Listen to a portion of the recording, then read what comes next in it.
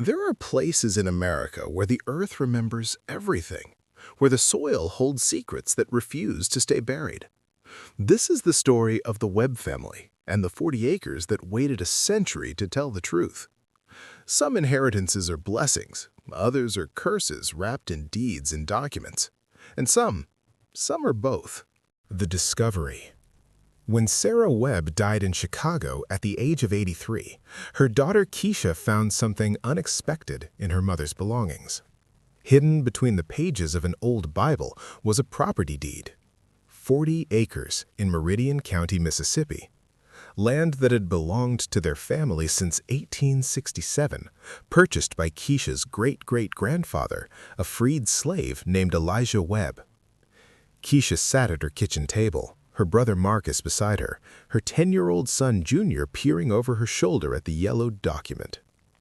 The paper felt heavy in her hands, weighted with history. "Why didn't Mama tell us about this?" Keisha whispered, tracing her finger over their ancestor's signature. Marcus knew why. Their mother had spent 60 years running from Meridian County, running from memories she refused to speak about.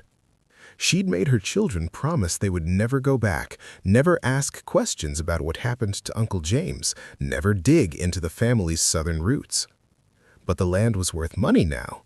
Developers were buying up everything in Meridian County, building suburbs and shopping centers, turning cotton fields into strip malls.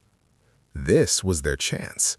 After generations of having everything stolen from them, land, wealth, opportunity, the Webb family finally had something valuable.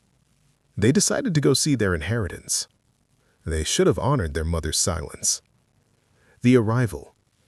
In August, Marcus drove his sister and nephew down to Mississippi. The GPS lost signal 20 miles outside of Meridian County, as if the land itself refused to be found on modern maps. They had to navigate using their mother's hand-drawn directions, kept hidden all these years. The property sat at the end of a red dirt road, surrounded by pine trees that leaned inward like spectators waiting for a show. The old Webb house still stood barely, peeling paint, sagging porch, windows dark as closed eyes. But the land itself was beautiful. Rich red soil, a creek winding through tall grass, wildflowers painting the fields in purple and gold. Keisha stepped out of the car and felt tears on her cheeks. "This is ours," she said. "Finally, something that's really ours." Junior ran ahead through the grass, chasing fireflies in the golden afternoon light, laughing with the freedom that only children know. That's when Marcus saw it. Half hidden by kudzu vines that seemed to be trying to cover it, protect it, or perhaps contain it. An old well. Stone walls, ancient, with an iron cover that had long since rusted away. "Junior, stay away from there!" Marcus called out. But the boy had already reached the well, already looked down into its depths. And when he turned back to face his uncle, his eyes had changed. Distant, knowing. "Uncle Marcus," Junior said in a voice that didn't quite sound like his own. "There's something down there. Someone's calling my name." The first night. Despite the musty smell and the way the floorboards groaned like living things, the family decided to sleep in the old house that night. Keisha was already making plans. Solar panels, organic farming, maybe a bed and breakfast. She'd turn this place into something healing, something new. She'd reclaim what had been stolen. But Marcus couldn't sleep. Around midnight, he heard singing. Low and mournful, the kind of song that came from chain gangs and cotton fields, the kind of song that carried centuries of sorrow in every note. He went to the window and saw them, 7 figures moving through the darkness between the trees, walking in a circle around that old well. 7 shadows, 7 voices, singing to the night. Marcus woke his sister, told her there were people on their property. "Probably just locals," Keisha mumbled, half asleep. "We'll talk to them in the morning, introduce ourselves." But when morning came, there was no sign that anyone had been there. No footprints, no evidence of visitors, except the ground around the well had been disturbed, freshly dug, as if something had tried to claw its way out from below. and scratched into the dirt in letters 2 feet high were words that made Marcus's blood run cold. Give back what was taken. The terrible truth. They drove into town that morning, to the county records office. The clerk who helped them was an elderly white woman with kind eyes and hands that trembled as she pulled the Webb property records from the archives. "Webb land," she said quietly, her voice barely above a whisper. "I wondered when someone would come asking about that place." What she told them was the history her mother had taken to her grave. In 1923, during the height of the Ku Klux Klan's power in Mississippi, 7 black farmers in Meridian County had done the impossible. They'd purchased land, good land, valuable land, 40 acres each. The white farmers wanted it back, wanted these uppity colored men who didn't know their place to be reminded of the natural order of things. They formed a mob. They accused the 7 men of theft, of assault, of the ultimate crime in the Jim Crow South, looking at white women with desire in their eyes. The clerk's voice broke. She continued. They hung them, all 7, from the trees on what's now your property. But that wasn't enough for the mob. They threw the bodies down the old well, filled it with stones and soil. Then they went to the homes of those 7 men. "What happened to the families?" Keisha asked, though part of her already knew the answer. They disappeared. Every wife, every child. 23 people in total. Some said they fled north in the night, but there were others who said— The clerk paused, her eyes filling with tears. Others said that the well wasn't the only thing that got filled in that night. The stolen land was divided up among white farmers. Houses were built. Life went on. America forgot. America always forgets. But the land remembered. The calling. When they returned to the property, Junior had changed. The laughing, playful boy was gone. Now he stood at the window for hours, staring at the well, silent and still as a statue. "They're lonely," he said when Keisha tried to coax him away. "They've been waiting so long. So long." That night the singing came again, but this time Marcus recognized one of the voices rising from the darkness. It was his mother's voice, dead 2 months, buried in Chicago, but somehow singing from the Mississippi night. Marcus grabbed a flashlight and went outside, his feet moving against his will, drawn to the well like iron to a magnet. The smell hit him first, decay and old death, earth that had absorbed too much blood and could never be clean again. He shined his light down into the darkness. Eyes, dozens of them, hundreds, looking up at him from the depths, waiting, patient. They had learned patience over a century of being forgotten. "Marcus," his mother's voice floated up from the well, but wrong, distorted, like water flowing backward. "Why did you come back? I told you never to come back." "Mama?" Marcus's voice cracked. "What are you doing down there?"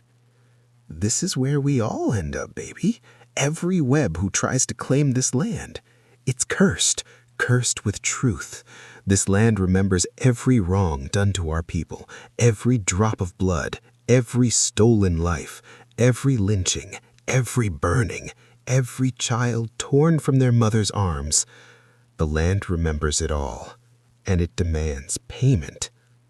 Marcus ran back to the house, calling for his sister, but Keisha wasn't in her room. He found her in the basement, a basement he hadn't even known existed. She was on her knees digging at the dirt floor with her bare hands, her fingers bloody and raw, clawing at the earth like something was pulling her down. "Keisha, stop!" She looked up at him, and her eyes were empty, hollow, like all the light had been sucked out of her soul. "They're all down here, Marcus. All of them. The families that disappeared, the wives, the children. They buried them in the foundations, under every house they built, under every road, under every school, under every church. The whole county is a graveyard. The whole county is built on our bones." Marcus tried to pull her up, tried to drag her away from the hole she was digging, but the earth beneath her began to sink, to open like a hungry mouth. Hands, small hands, children's hands, reached up from the dirt, grabbing her ankles, her legs, pulling her down. "Keisha!" She didn't scream. She just looked at him with terrible understanding. "Take Junior," she gasped as the earth swallowed her to her waist, as the foundation claimed her. "Junior!" The earth closed over her head like water, just like she had never been there at all. The choice. Marcus found Junior standing by the well, perfectly still in the moonlight. The singing had stopped. The night was silent except for the sound of the earth breathing, in and out, like the land itself was alive. "We can't leave, Uncle Marcus," Junior said calmly, his young voice carrying ancient knowledge. "If we leave, they'll follow us. They followed Grandma all the way to Chicago. They followed her for 60 years, whispering in her dreams, calling her back. This is the only place they can rest." "What are you talking about? We're leaving right now." "The land wants justice. It wants what was stolen returned. The blood debt has to be paid." 7 figures emerged from the darkness, the same ones Marcus had seen the night before. But now he could see their faces clearly. Elijah Webb, his great-great-grandfather, the proud man in the faded photograph his mother had kept, and the 6 other farmers who dared to dream of owning land in Jim Crow, Mississippi, all with rope marks around their necks, all with eyes that held a century of rage. "You came back," Elijah said, his voice like wind through dead trees. "After all this time, after all these years, a Webb came back to claim what's ours." Marcus couldn't speak, couldn't move. "What did you think would happen?" Elijah continued. "That you could just take this land and sell it, build on it, profit from it? This land is soaked in our blood. 23 of us they put in the ground that night. 23 souls crying out for justice, for memory, for truth. I'm sorry," Marcus whispered. "I'm so sorry." Elijah's ghost laughed, a sound like bones rattling. "Sorry doesn't fill a well. Sorry doesn't bring back stolen years. Sorry is what white folks said after every atrocity, right before they did it again." The sacrifice. Junior stepped forward, away from his uncle, toward the well. "I'll stay," the boy said. "Someone has to witness. Someone has to remember." "No!" Marcus grabbed for him, but Junior was stronger than a 10-year-old boy should be, filled with something older and more powerful. "I'm taking you out of here." Junior turned to look at his uncle, and his eyes were full of tears but also of understanding. "Uncle Marcus, every black family in America has land like this somewhere. Land soaked in our blood. Land built on our bones. Somebody has to stay and remember. Somebody has to make sure the truth doesn't get buried again." The ground beneath them began to shake.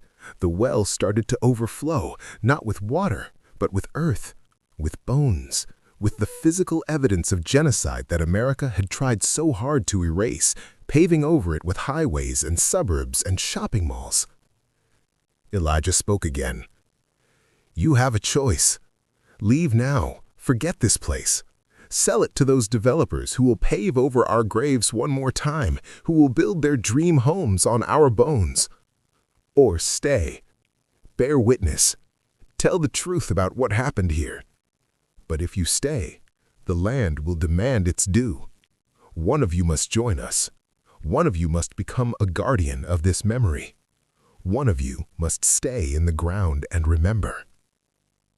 Marcus looked at Junior, at this child who should have been playing video games and worrying about homework, not choosing between life and death, between forgetting and remembering.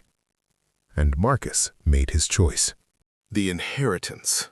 Marcus grabbed Junior and threw him toward the car. "Run!